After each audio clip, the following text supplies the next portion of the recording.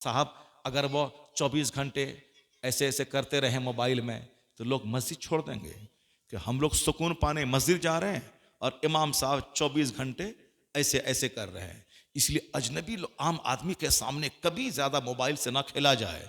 अब अजनबी हमेशा आम पब्लिक के सामने कुरान पाक की तिलावत करने वाला, किताबों की स्टडी करने वाला और फिर दीन का फैलाने वाला, दीन की तालीम देने वाला, ये बना के पेश किया जाए। इमाम आज़म रज़ियल्लाहु अन्हु फरमाते हैं, अपने शागिर्द को वसीयत करते हैं कि तुम अपने आप को सबसे बड़ा इबादत गुजार बनाओ। क्या मतलब?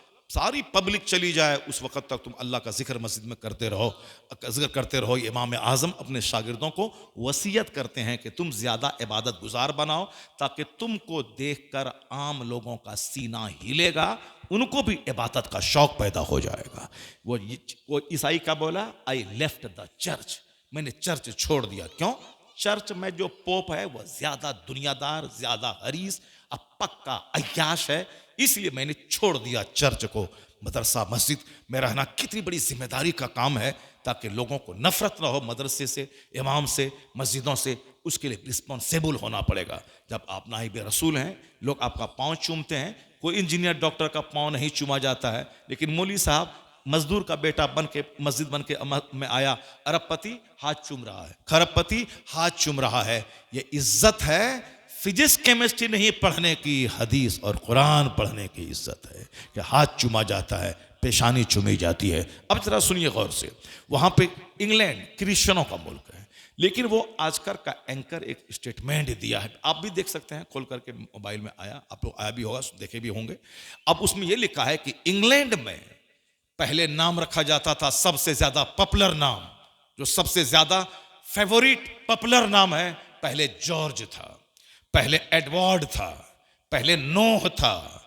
ये सब नाम गिनाया है 4-5, ये नाम पॉपुलर था। लेकिन क्या कह लिखता है वो, इन सारे नामों से ज्यादा जो नाम इंग्लैंड के नौजवानों का सबसे फेवरेट नाम है, सबसे ज्यादा जो नाम अपने बच्चों का रखना चाहते हैं, वो नाम नामे मोहम्मद है सल्लल्लाहु अलैहि वसल्लम। वो नाम मोहम्मद है। और इतना ही नहीं लिखा है, वो आगे लिखा है कि इंडिया ये मुल्क हिंदुओं का, यानी हिंदू अक्सरियती मुल्क है। मुल्क उनका है नहीं, मुल्क सबका है।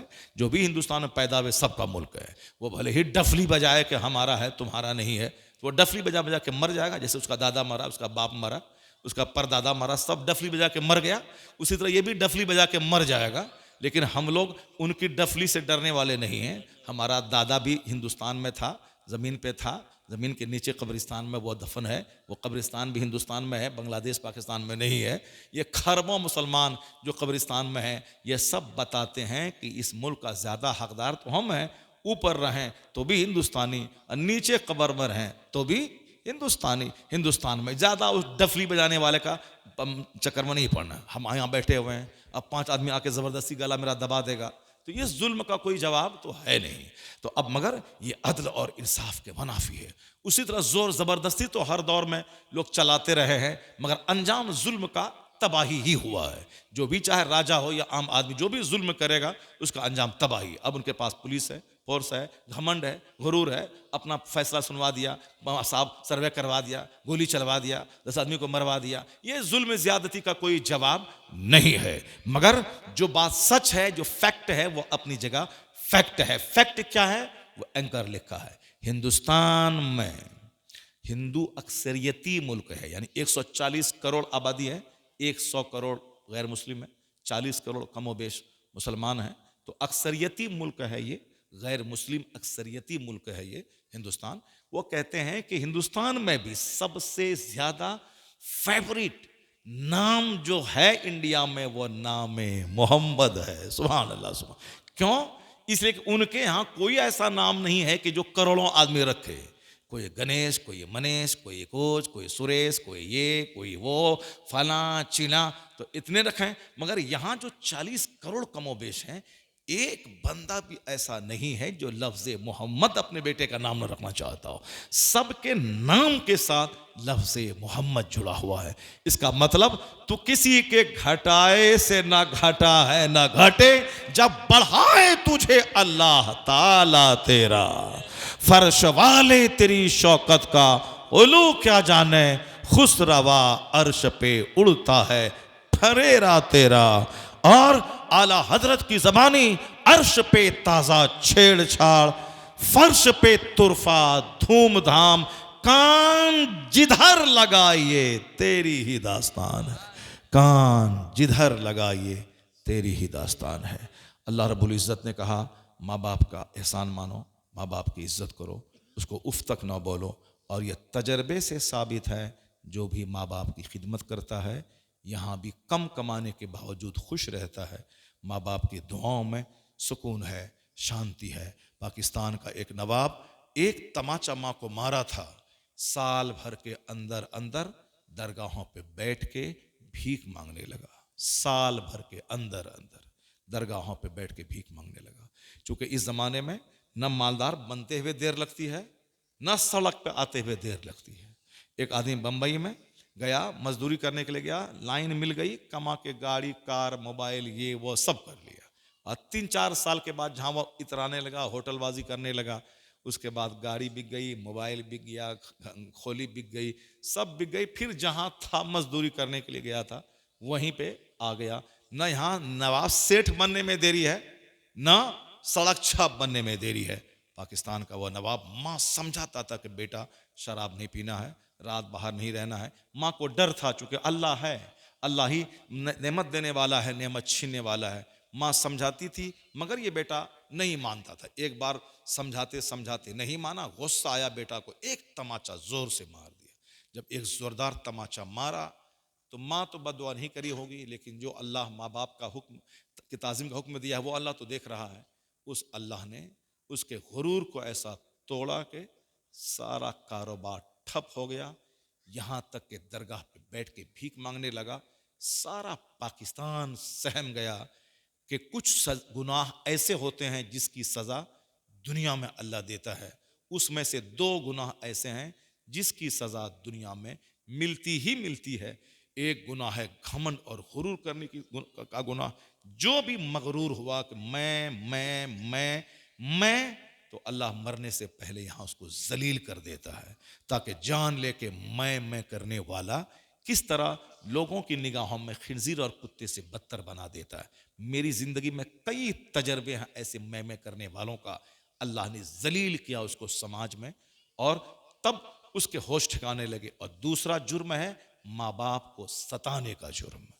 माँ बाप को सताने का ये अजाब तो वहाँ जहन्नम में तो है ही, दुनिया में भी माँ बाप को सताने वाले को अल्लाह इस कदर अजाब देता है कि उनकी औलाद नाफरमान होकर माँ बाप को जब सताती है, पल पल जब वह तड़पता है बिस्तर पे, तब उसको याद आता है कि किस तरह मैंने अपने माँ बाप को तकलीफ दी और किस तरह हमारी औलाद के हाथों मुझको तड़पाया जा रहा है।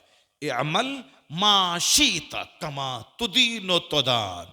हर जुमा के दिन खुतबे रज़विया में यह हदीस पढ़ी जाती है, ए अमल माशीता, do what do you want, करो जो तुम करना चाहते हो करो, अलबत्ता याद रखना जैसा करोगे वैसा अंजाम भुगतने के लिए तैयार रहना। ए अमल माशीता कमा तुदीनो तुदान। क्या मतलब? जो दिल में आता है करो ना, अलबत्ता याद रखना जैसी करनी वैसी भरनी। अल्लाह ताला दुनिया में अगर सज़ा नहीं दे, आखिरत तो यौम जज़ा ही है, वो रोज़े जज़ा है। वो ये दुनिया आलम असबाब है, आलम अमल है, वो है आलम बदला। यहाँ किसी किसी मुजरिम को सज़ा दे के अल्लाह बताता है कि जो सज़ा हम वहाँ देने वाले हैं उसी की अदना सी झलक यहाँ तुमको हम दिखला रहे हैं। बाकी सारा लेखा जोखा तो वहाँ होगा, वह यौम जज़ा है। वहाँ काम नहीं सिर्फ बदला है, यहाँ काम है बदला नहीं है। अलबत्ता वहाँ जो होने वाला है उस बदले की झलक यहाँ दिखाई जाती है। जैसे हिंदुस्तान वाला बोला भगा देंगे मार देंगे, जापान वाला बोला भगा देंगे मार देंगे, चाइना वाला बोला भगा देंगे मार देंगे, अजान नहीं देने देंगे, मदरसा नहीं बनाने देंगे, अमेरिका वाला ऑल फल बका। मुसलमान बेबस हो गया, क्या करें? जैसे अभी बेबस है, यहाँ बेबस हो गया मुसलमान। मगर अल्लाह वाले रात में रोते थे, जैसे आज भी रोते हैं। और आप लोग पबजी खेलते हैं, गेम चलाते हैं, अल्लाह वाले रोते हैं। और आपके बच्चे साहब गेम खेलते हैं, हंसते हैं, मजाक उड़ाते हैं, जलसा का, तकरीर का, मौलाना साहब का, शादी ब्याह में, अभी इधर मेरठ में शादी हुई है, शाही शादी, 7 लाख जूता चोराई के बदले में। और साहब क्या है कि मुली साहब को कितना लाख दिया, उसको कितना दिया, यानी करोड़ों की शादी। एक तरफ मुसलमान मर रहे हैं, तड़प रहे हैं, परेशान हो रहे हैं, मदरसा मस्जिद का हाल बुरा है, मदरसा बंद हो रहा है और शादी हो रही है। क्यों क्यों? क्या घमंड है? घमंड है कि पैसा हमारे पास है, खर्चा कौन करेगा? पैसा हमारे पास है, खर्चा कौन करेगा? शर्म, गैरत और हया सबका जनाजा उठ गया।